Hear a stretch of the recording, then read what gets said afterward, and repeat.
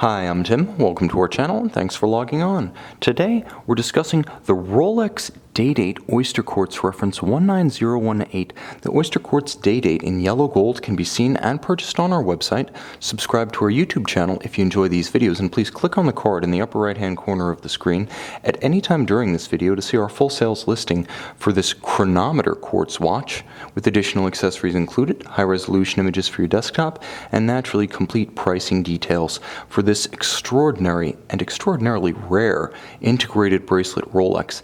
Now, the Oysterquartz Day-Date series, along with the original Oysterquartz Datejust, rolled out from 1977 to 1978, arguably the most over-engineered quartz caliber in the history of quartz calibers. The very first models built in the late 70s are still serviceable and keeping chronometer-grade time today, a testament to the built-for-life philosophy that Rolex engineered into this model.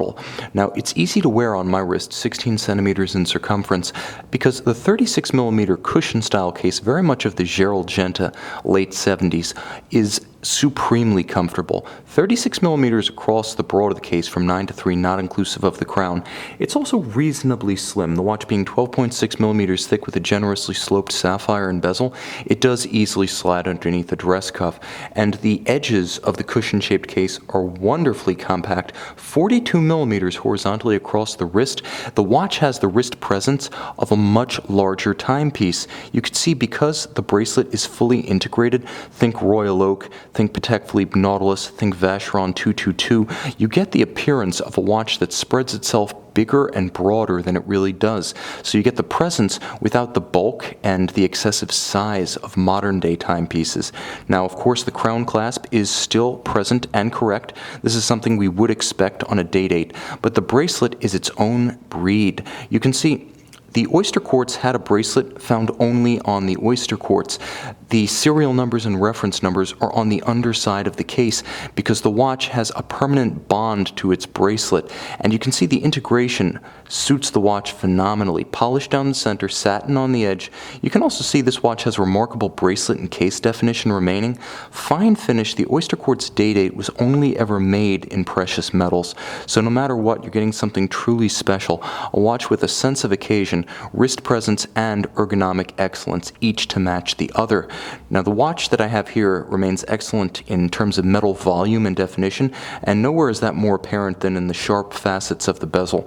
This is always the first thing to go when an older Rolex is overfinished, especially considering a fluted bezel on a Rolex means a soft, precious metal.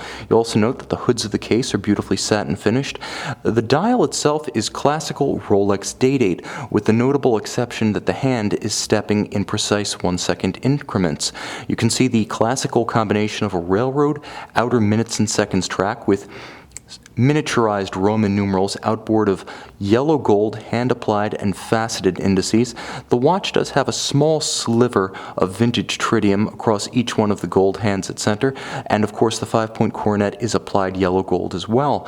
Now, the watch features the day and the date, of which the date features a quick-set mechanism. Now, of course, the watch is a chronometer quartz, so what does that mean? First of all, please take note of the excellent condition of this dial. Unmarked, no oxidation, no tarnishing, no signs of handling of the hands or the indices or refinishing. Like the case itself, beautifully intact. But let me get back into what's inside the watch. When I say let's get back into what's inside, I literally mean underneath the case is an 11-jewel, watchmaker-made, watchmaker-regulated, lifetime serviceable Rolex Oysterquartz caliber 5055. Now, I say this is one of the most over-engineered quartz calibers of all time because A, it has anti-magnetic properties, extremely rare in quartz calibers. B, it uses a traditional Swiss lever escapement with an anchor and an escape wheel to precisely start and stop the hand in single 1-second steps. The stepper motor indexes a Swiss lever escapement. It's not a direct drive. That's how the watch remains precise, and if you hold it to your ear, delivers a meaty report with each tick. Of course, not only is the movement a quartz chronometer, but it is also thermocompensated, meaning it has an expensive feature that allows the timepiece to regulate itself when it's present in extremely hot or extremely cold environments. Normally the Achilles heel, along along with magnetism of quartz movements. Finally, the watch has a trimmer integral to the movement that allows a watchmaker over time to account for quartz drift or the tendency of the quartz crystal to change its frequency and thus its timing properties over time. The watch was designed to last the life of its owner. Nothing like the disposable electronics of today. I cannot overemphasize that these are collectible watches. These are prizes to act the flagship of any collection. They are incredibly rare, with perhaps 25,000 to 30,000 oyster quartz watches of all descriptions made over approximately 1/4 century, the majority of which were the oyster quartz Datejust, not the Day-Date. Getting into one of these watches now is a smart move. You don't have to be in it for the money. Be in it because you love the watch, and this is one of those references that we love for its refinement, its place in history, its technological significance, and we're all going to kick ourselves that we didn't get one back when they were still accessible. The auction catalog cover star of tomorrow. You can see and buy this one on our website.